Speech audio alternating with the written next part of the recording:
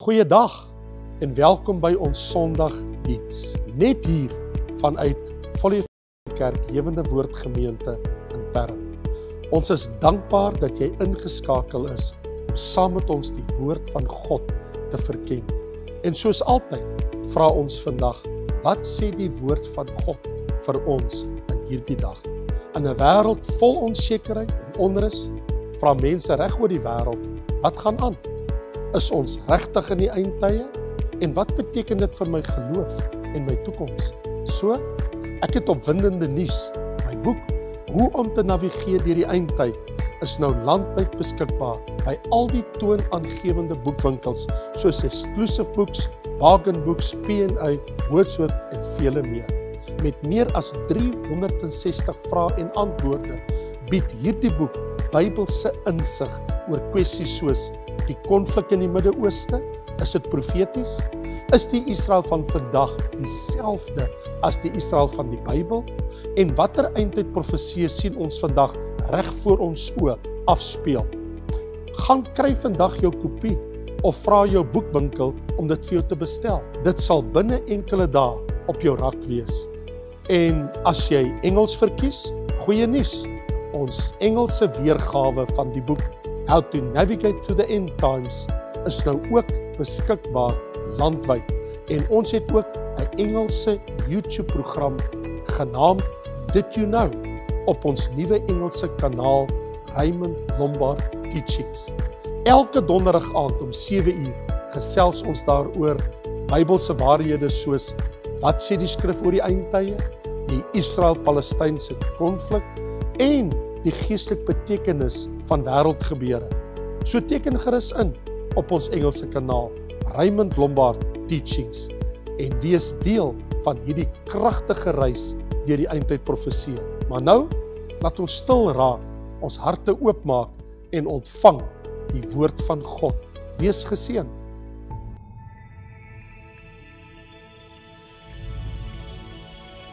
Ons lees saam in Lukas 23 vanaf vers 1. En die hele menigte van hulle het opgestaan en hom na Pilatus gelei. En hulle het hom begin beskuldig en sê, ons het gevind dat hierdie man die volk verlei en verbied om aan die keiser belasting te betaal, terwyl hy sê dat hy self Christus die koning is. Toe vra Pilatus hom en sê, is u die koning van die Jode? En hy antwoord hom en sê, u sê dit. En Pilatus sê vir die owerpriesters en die skare, ek vind geen skuld in hierdie man nie, maar hulle het aangehou en gesê, hy maak die volk oproerig met sy leer. Die hele Judea deur, vandat hy in Galilea begin het, tot hiertoe. En toe Pilatus van Galilea hoor, vra hy of die man 'n Galileër is. En nadat hy verneem het hy uit die magsgebied van Herodes was, stuur hy hom na Herodes wat self ook in daardie dae in Jerusalem was. En toe Herodes Jesus sien, was hy baie bly, want hy was al geruime tyd begeerig om hom te sien, omdat hy veel van hom gehoor het, en hy het gehoop om een of ander teken te sien wat deur hom gedoen sou word. En hy het hom met baie woorde uitgevra, maar hy het hom niks geantwoord nie. En die owerpriesters en die skrifgeleerdes het hom heftig staan en beskuldig. En nadat Herodes saam met sy soldate hom met veragting behandel en bespot het, werp hy hom 'n blink kleed om en stuur hom terug na Pilatus. En Pilatus en Herodes op daardie dag goeie vriende geword, want hulle was van tevore in vyandskap teenoor mekaar. Toe roep Pilatus die owerpriesters en die owerstes en die volk by mekaar en sê vir hulle, julle het hierdie man na my gebring as een wat die volk afvallig maak. En nou het ek in julle teenwoordigheid ondersoek ingestel en in hierdie man geen skuld gevind aan die dinge waarvan julle hom beskuldig nie.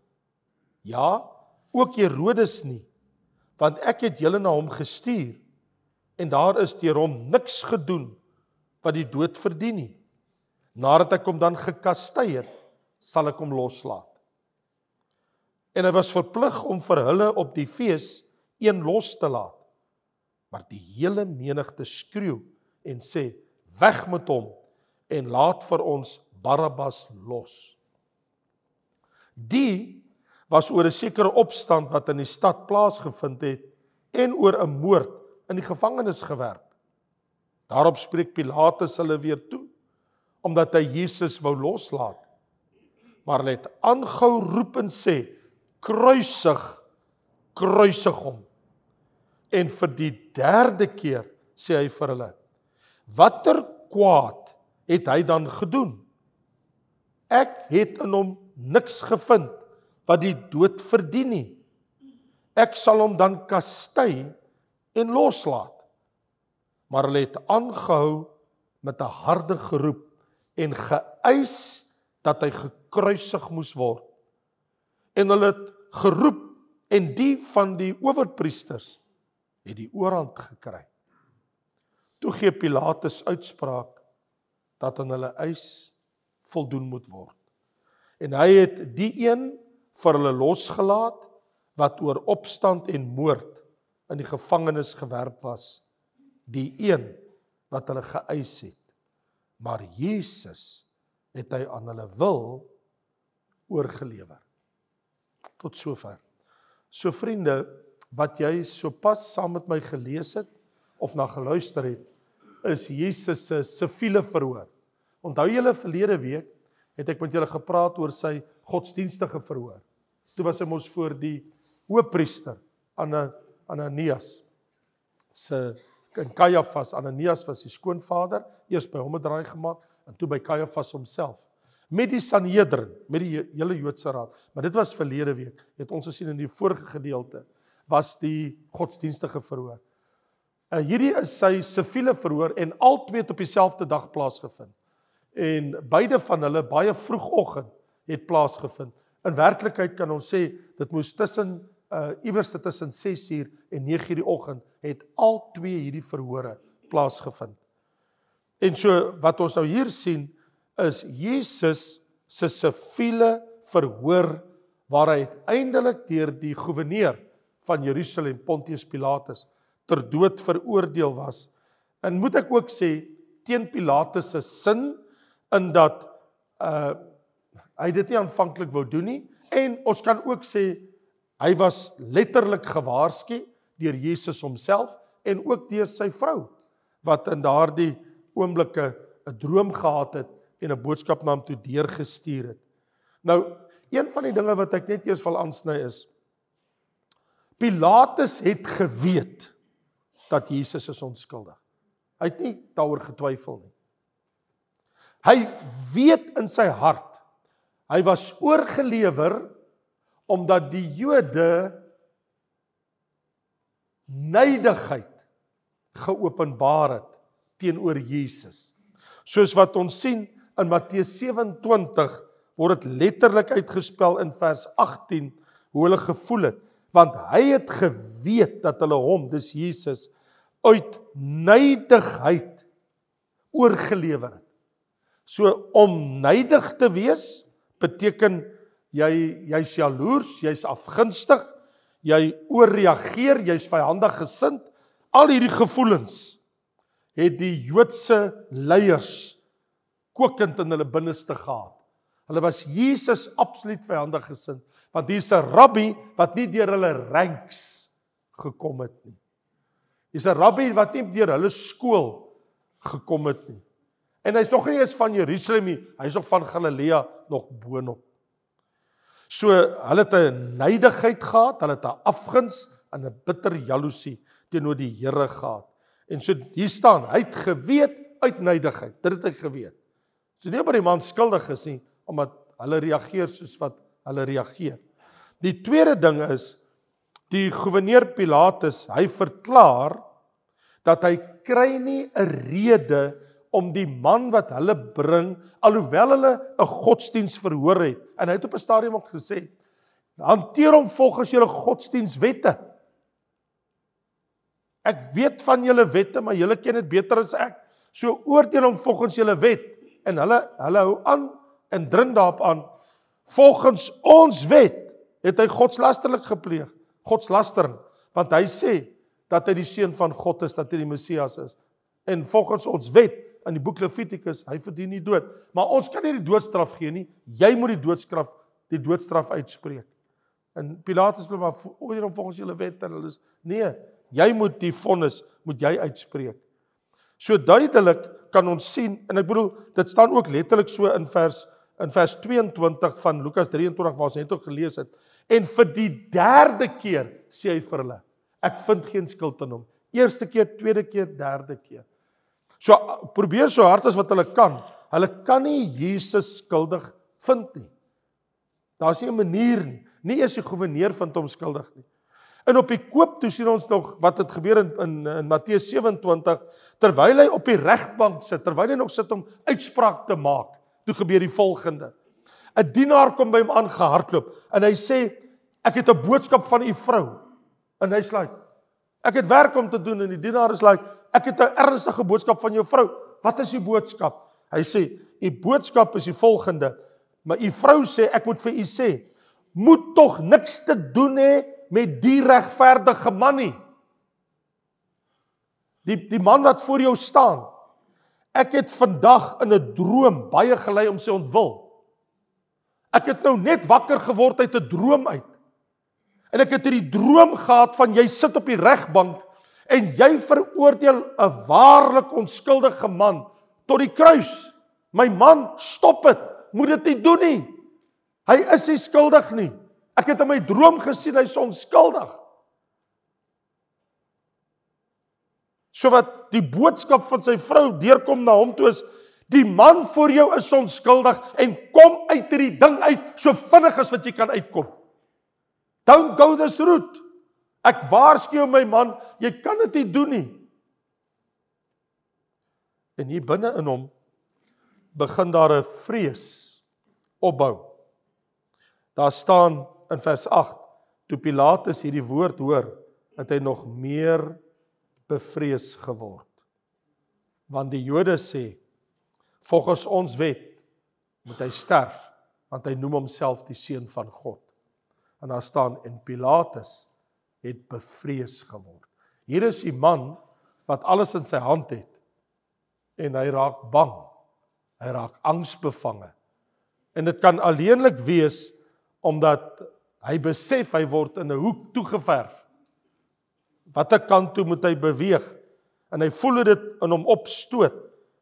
Soveel so, dat hy gaan weer in die paleis, en hy sê vir Jesus, hy stap nou en hy sê, verskoon my, en hy loop weg by die mense, en hy gaan terug in sy paleis, en hy stap tot voor Jesus, en hy sê vir Jesus, van waar is hy? Waar kom hy vandaan? Jesus sê niks. Ek vra vir jy, waar kom jy vandaan? En Jesus sê niks. Pilatus sê vir hom, praat jy nie met my nie? Hy sê, weet jy nie dat ek het mag om jou te kruisig of om jou vry te laat? En jy antwoord my nie as ek met jou praat nie. Jesus sê vir hom, jy sou geen mag oor my hê, as dit nie van bo gegee was nie.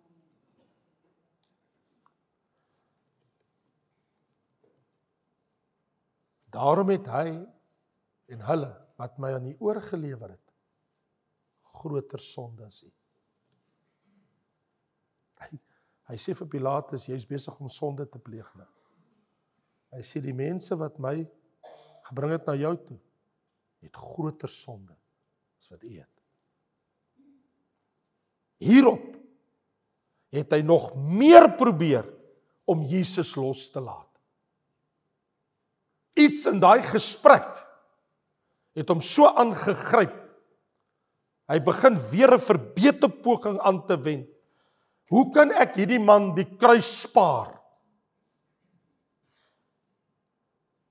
En die Jode skree vir hom, en hulle slaan hom op sy soft spot, sy sagste plek.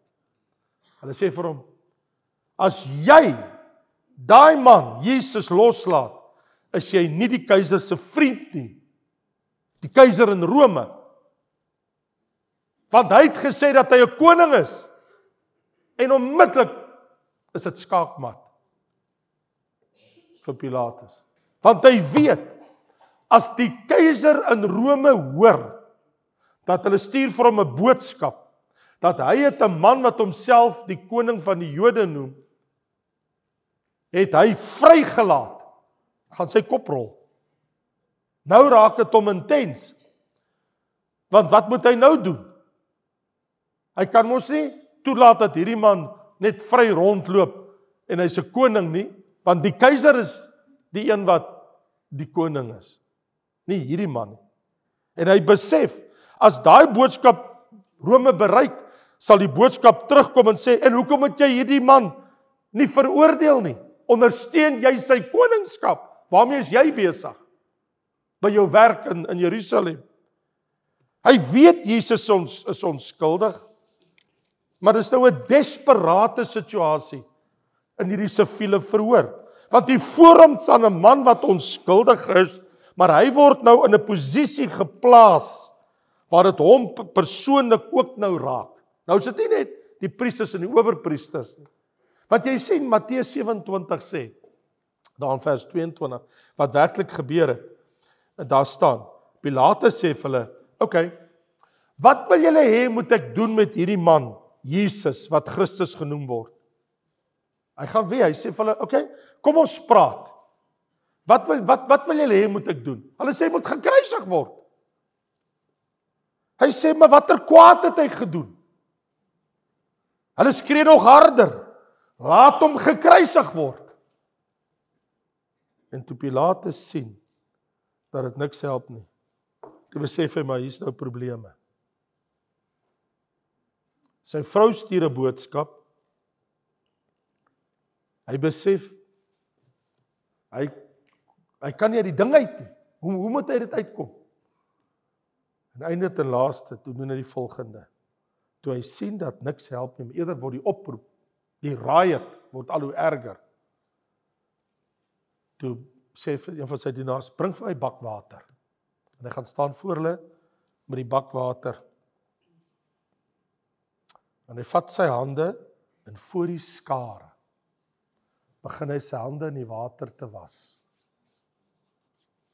en hy sê, ek is onskuldig aan die bloed van hierdie man. Julle wil hê dat ek hom moet kruisig, maar ek sê vir julle, ek is onskuldig. En hy begin sy hande in water was as 'n teken van sy onskuld. Pilatus, jy's korrup man. Jy's korrup. Jy kan die druk nie weerstaan nie. Jou posisie is vir jou belangrik. So jou posisie as gouverneur van Jerusalem is vir jou so belangrik, dat jy willens en wetens 'n doodonskuldige man kruis toe sal stuur, want dit raak nou jou posisie. Really? Dis Paasnaweek. En jy soek nie verdere moeilikheid hier van die skare nie, right? Nie in Jerusalem, nie nou nie. Jy soek nie nou 'n riot en 'n oproer nie. Daar begin al klare volksoploop kom, al hoe meer mense begin by mekaar kom, en die mense begin al hoe harder skree en roep. En hoe langer die situasie aangaan, hoe gevaarliker word die situasie, daai vroegoggend in Jerusalem. Hier kom 'n riot. Ek bedoel, op die keper beskou, as jy daaroor nadink, Pilatus was gewis 'n vreemdeling van die waarheid. Hy was nie 'n vriend van die waarheid nie.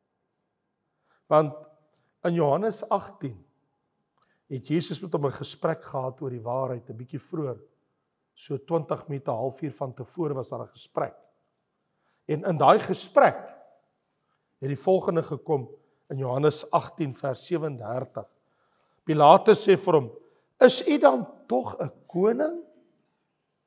En Jesus antwoord, jy sê dat ek 'n koning is, hiervoor is ek gebore, en hiervoor het ek in die wêreld gekom, om vir die waarheid te getuig. En elkeen wat uit die waarheid is, luister na my stem.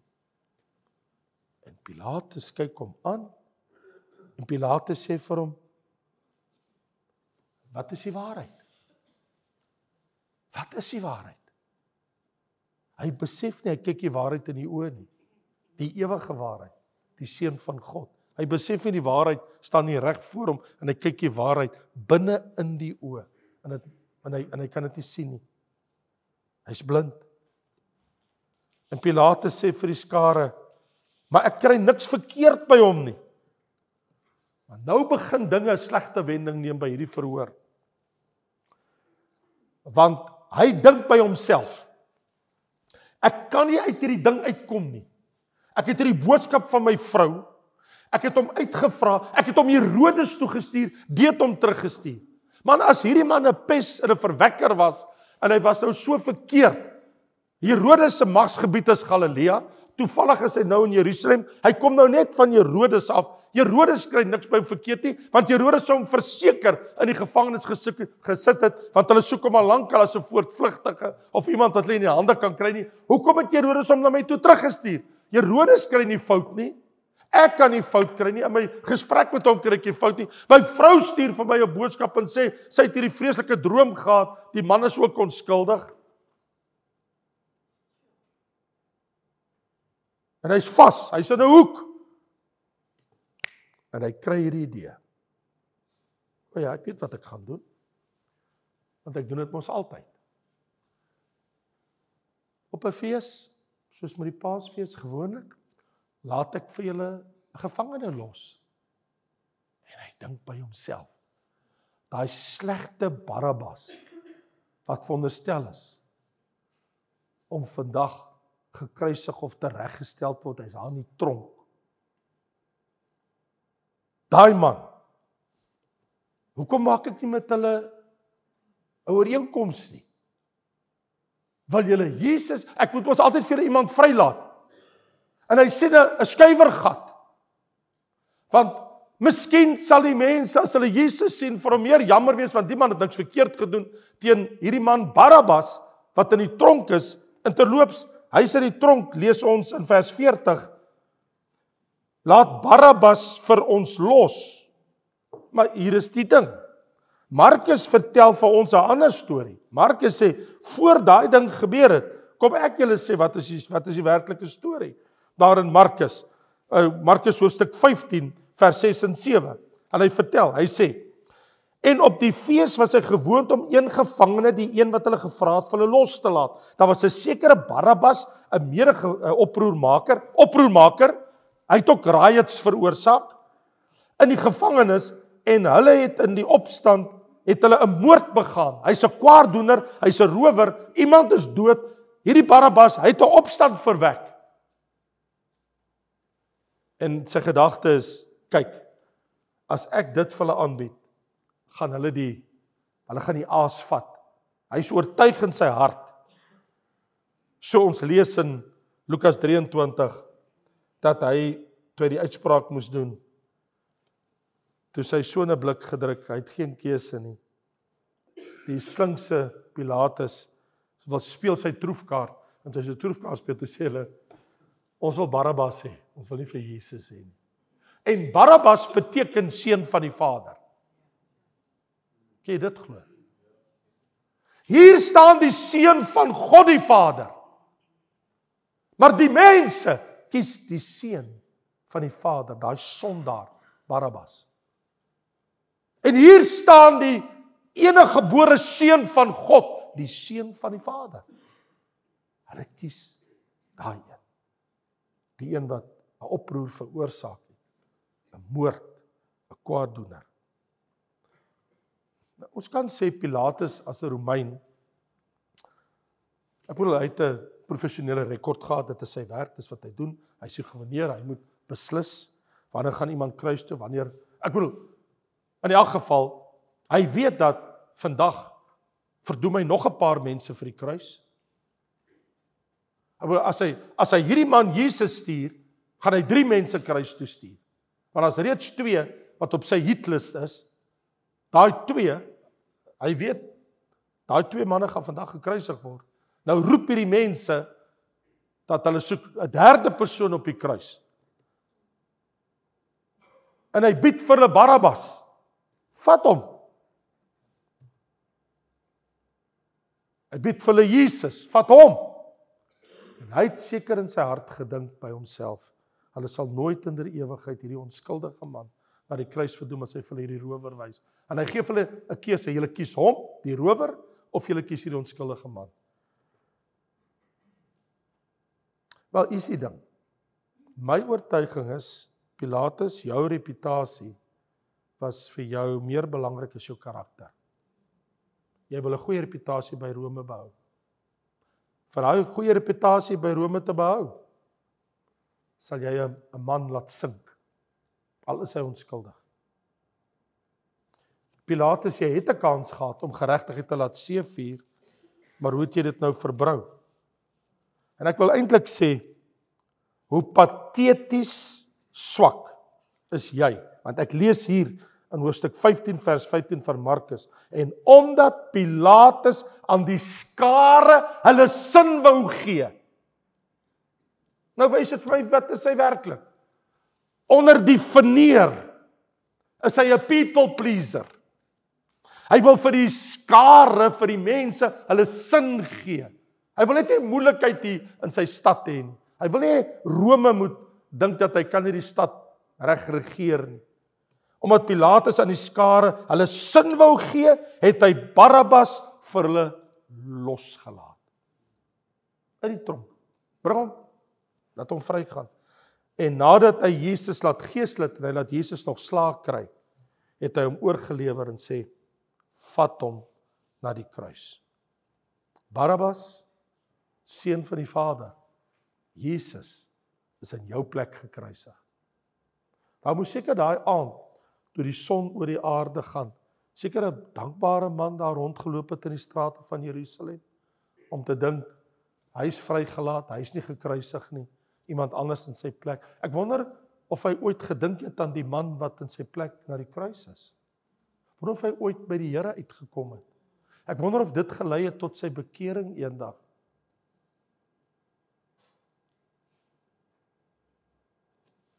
Watter groot sonde het jy nie begaan nie, Pilatus? Jy het 'n onskuldige na die kruis verdoem. Jy het die seun van God laat kruisig. Jy het hom laat gesel. Met watter gewete, Pilatus, het jy daai nag langs jou vrou in die bed ingeskuif om te gaan slaap? Om te dink 'n man het 'n wrede dood aan 'n kruis gesterf. Jy het hom nogal gestuur om hom eers gesel, het hom geslaan, het hom gemartel, het hom laat ly, het hom bespot en toe gaan na kruisig hom. En jy gaan met 'n lekker hart slaap. Hoe kan jy dit doen? Toe wonder ek, hoe is Pilatus dood? Hoe het hy eendag aan sy einde gekom? Het jy al ooit gewonder? Hoe kom ek jou vertel? Staan nie in die Bybel nie. Maar die skrywer Eusebius van Caesarea, en nogal interessant, die enigste bewys wat ooit gevind is, dat daar 'n man geleef het in die Bybel, met die naam van Pilatus, is die steen wat hulle in Caesarea nogal, by die see by Caesarea, ontdek het. Ek was persoonlik daar, om te gaan kyk na die inskripsie op die steen eendag, wat sê, toe Pontius Pilatus gouverneur was, van Jerusalem. Caesarea was sy vakansieplek, teen die see. Dis waar hy altyd gaan vakansie hou. Wel, Eusebius van Caesarea skrywe, dat die keiser, en die keiser, sy naam was Caligula, hy het vir Pilatus opdrag gegee om homself dood te maak. Hy het hom beveel om selfmoord te pleeg. En ek dink, die feit dat die skrywer sê, dat hy dit gedoen het, dit is maar wat vir ons vertel word. Feit is, Pilatus, jy het die Seun van God na die kruis veroordeel sonder enige skuld by die Seun van God se kant. Hy was onskuldig. Dit sal altyd teen jou rekord wees, tot in alle ewigheid, dat jy is die een wat gesê het, in jou eie taal, in Latyns, ad crucem, na die kruis sal jy gaan. Jy het op Gebata gesit, jy het die uitspraak gemaak, jy het die Seun van God sonder skuld vir 'n kruis verdoem. Jy het gesê, ad crucem. Dit was in jou hande. Wel, die siviele verhoor is verby. Dieselfde dag, Jesus is 2 keer verhoor. Hy is eers verhoor deur sy eie mense, en toe sy verhoor deur die heidene. Eers het die Jode hom verhoor, om tot die kruis veroordeel, en toe die heidene hom verhoor, en hulle het hom tot die kruis veroordeel. Almal het hom tot die kruis veroordeel, Jode en Romeine. En ek dink, een ding staan vas in die narratief. Die narratief verwys ons nou na die storieverhaal van die 4 evangelies. Vir my, en dit is dat hier in die narratief, in die kruisverhaal, en jy kan dit lees in Matteus, Markus, Lukas, Johannes, kan dit baie duidelik gesien word dat Jesus se kruisdood wat nou volg, is as gevolg van die verwerping deur sy eie mense. Ja, sy eie mense het hom verwerp, die Jode, maar dit was die heidene, die Romeine, wat bevel gegee het en wat hom vasgenaal het aan 'n ou ruwe kruis. So die Jode en nie Pilatus moet die grootste blaam dra vir wat daai dag daar gebeur het. Dis waar, want Jesus het gesê vir Pilatus, hy, die hoofpriester en hulle, wat my aan jou oorgegee het groter sonde as jy. Wat jy nou doen is sonde. Jy kan nie 'n onveroordeelde, 'n onskuldige man veroordeel tot die dood toe. Maar ek kan ook nie ontken dat Pilatus met sy swak karakter,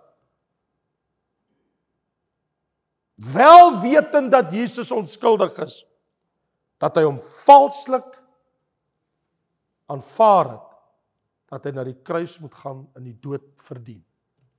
Maar dit hoort nie so te gewees het. Maar natuurlik, waar bring dit my en jou? Vandag. Where does it place us? I'll tell you. Ek weet. Want ek lees hier in Johannes. Johannes hoofstuk 1. Hier staan in vers 9. Die waaragtige lig, wat elke mens verlig, was aankom in die wêreld. Hy was in die wêreld. Die wêreld het deur hom ontstaan, en die wêreld het hom nie geken nie. Dit was vers 10. En dan sê vers 11, hy het na sy eiendom gekom, die Jode in Israel. En sy eie mense het hom nie aangeneem. Hulle het hom verwerp. Maar dan sê vers 12, maar almal wat hom aangeneem het hy die mag gegee om kinders van God te word. Het jy hom aangeneem? Het jy hom aanvaar as jou Here en Saligmaker? Is hy jou verlosser? Pilatus, jy het hom verwerp. Caiaphas, jy het hom verwerp. Die Sanhedrin, jy het hom verwerp. Maar ek het hom aangeneem. Jy het hom aangeneem. As jou Here en as jou Saal. En hier staan, hy het na sy eiendom gekom, sy eie mense het hom nie aangeneem nie, maar almal wat hom aangeneem het hy mag gegee om kinders van God te word, vers 12, die wat in sy naam glo. En ek en jy sit vandag hier, en ons kan sê, waarlik waar, Ek glo in die naam van Jesus. Ek glo in die Seun van God. Dis my behoud. Ek het hom aangeneem. Hy het my aangeneem. Ons het mekaar aangeneem. So vriende, waar dit my vandag plaas, ek weet, ek ken die storie, ek weet dat, en jy sal dit ook onthou, Petrus het gesê, toe die Jode op Pinksterdag, 50 dae later, na Jesus uit die doodheid opgestaan het, toe hulle sê, maar wat moet ons doen? Toe hy sê, nee, maar julle het hom ons oorgegee om gekruisig word die onskuldige, en 50 dae later, toe sê die Jode ons van, nou, maar wat moet ons dan nou doen? Ons besef, ons het fout gemaak, maar wat moet ons nou doen? En toe sê hy ons, bekeer julle, en dat elkeen van julle gedoop word, en julle sal die gawe van die Heilige Gees ontvang. En op die dag, sê die Bybel, is daar 3000 mense tot bekering gekom, 3000 mense is daai dag gedoop. Hulle het geglo. Maar toe sê Petrus die woorde, en Paulus later het ook herhaal, hy wat volgens die bepaalde raad van God oorgelewer was. God het dit alles geweet. Hy het geweet, hulle gaan sy seun kruisig. Jesus het gesê, die seun van die mens gekruisig. Dit was nie 'n toevallige gebeurtenis, was nie 'n ongeluk nie, was nie dat God dit nie kon verhinder het nie. Natuurlik kon die Here sy wou. Dit was Jesus se keuse om vir ons aan die kruis te sterwe. Dis hoekom hy uit sy eie mond uit, verlede week het ons dit gesien, by die godsdienstige verhoor, toe sê hy, ek is die seun van God. As hy dit nie gesê het nie, kan hy nie teen hom getuienis kry dat hy iets verkeerd gedoen het. En hy het dit opsetlik, doelbewustelik gesê, sodat hulle nou moet doen wat hulle wil doen. Wie is my vraag aan jou? Wat sê jy van hom? Pilatus vra, wat is die waarheid? Ek wil vandag sê, Jesus is die waarheid. Jesus vra, is hy dan tog 'n koning? Ek wil sê, Pilatus, ek weet dat hy 'n koning is. Jy vra, moet ek julle vir die seun van die Vader, Barabbas, loslaat? Maar die seun van die Vader, die hemelse Vader, jy het hom veroordeel. Maar vriende, so het God bestem, dat deur dit wat gebeur het, die evangelie oor die hele aarde verbrei. Dit was God se manier, dat Jesus sterf vir Jood en heiden, aan die ou ruwe kruis. En toe hy die doodheid opstaan, 3 dae daarna, toe sê vir hulle hierdie woorde. So, en dit is in Lukas 24 vers 46, so 3 dae na hierdie episode, toe staan daar, so is dit geskrywe, en so moes die Christus lyn op die 3de dag uit die doodheid opstaan, en bekering en vergewing van sondes in sy naam verkondig word, in Jerusalem, van Jerusalem af, aan al die nasies, né, en verder. So Jesus sê, preek die boodskap, vertel die mense, wat is die boodskap? Die storielyn, die narratief is, Jesus Christus, die seun van God, die koning van die Jode, die seun van die Vader, is vir ons gekruisig, vir ons sondes, ons skuld, sodat hy ons die ewige lewe kan gee. Aan almal wat hom aangeneem het, het hy die mag gegee om kinders van God te word, aan die wat in sy naam glo jy. Prys die Here. Vader, ons wil vanmôre uit ons hart uit sê, ons glo in die seun van die Vader. Ons glo in Jesus Christus, die goddelike seun. Ons glo volgens die bepaalde raad en Gods plan het alles uitgespeel. Here, vandag besef ons, daar was 'n godsdienstige verhoor. Daar was 'n siviele verhoor, 'n burgerlike verhoor in die openbaar. Eers in privaat, een kant met die Joodse raad, die Sanhedrin, toe in die openbaar. En u seun het gewilliglik na die kruis vir ons gegaan. Ons dankie Vader. Here Jesus, ons wil vanmôre sê, ons glo met ons hele hart. En ons bely met ons mond dat u die seun van die Vader is. Ons bely dat u die Christus is, die geseënde een. Ons bely dat U die koning van Israel is. En ons bely dat U weer eendag sal terugkeer.